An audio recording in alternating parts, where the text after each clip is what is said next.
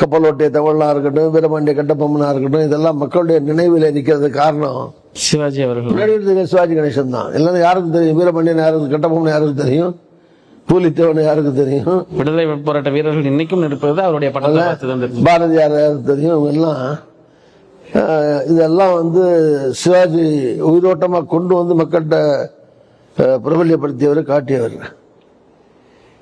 அவரே ஒரு கட்சி ஆரம்பிச்சு தஞ்சாவூர்ல அப்படி சொந்த மாவட்டம் அது. அதில் பெரும்பான்மையாக அந்த சமுதாயம் இருக்கிற இடத்துலயே போட்டி போட்டு அவர் வந்து போட்டி போட்டார். வெற்றி வாய்ப்பு கிடைக்கல. அது காரணம் அவருக்கு செல்வாக்கு இல்லைன்னு சொல்ல மாட்டேன் நான். அவருடைய கூட்டணி சரியா அமையல. அவர் மிகப்பெரிய செல்வாக்கான நடிகர் தான் அவர், அதில் சந்தேகமே கிடையாது. புகழ்மிக்க நடிகர், மக்கள் நேசிக்கக்கூடிய ஒரு நடிகர் தான் அவர். ஆனால் அவர் போட்ட அலையன்ஸ் தோக்குற ஜானகியம்மாவோட போட்டார். அந்த அலையன்ஸில் ஜானகியம்மாவே தோத்து போயிட்டாங்க. அவர் அப்படி ஜெயிக்க முடியும்.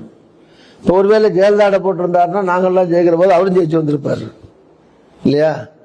ஸோ கூட்டணி அமையிறதும் முக்கியமான விஷயம் அது.